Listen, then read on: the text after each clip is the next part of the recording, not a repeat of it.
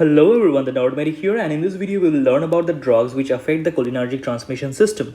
In the previous video we saw how acetylcholine is synthesized in the neurons and they are stored in a vesicle, and at the time of need they are released into the synaptic cleft and thus cause the cholinergic transmission.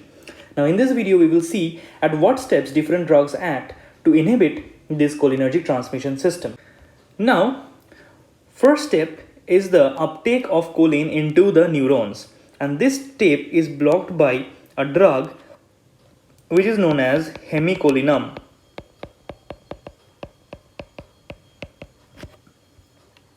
Right. Now, once an acetylcholine is formed, the transport of acetylcholine into the vesicle can be inhibited by a molecule known as vesamicol.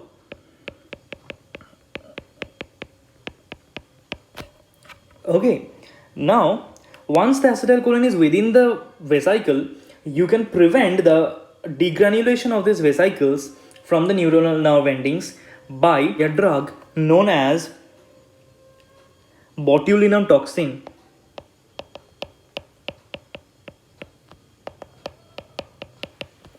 And once the acetylcholine is already in the synaptic cleft, another class of drug which inhibits acetylcholine esterase inhibits the breakdown of acetylcholine into choline and acetate and thus hampers the cholinergic transmission system.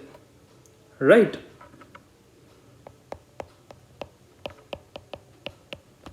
These are the four drugs which inhibit the cholinergic transmission mechanisms. I hope you have understood this video. If you have enjoyed this video, please hit the like button, share this video among your friends of medical school and college. By any chance, if you are new to the channel, please do subscribe to the channel and press the bell icon so that you never ever miss a video on my channel. The link to the previous video in which we discussed the cholinergic transmission is in the description. Until then, bye bye. See you in the next one.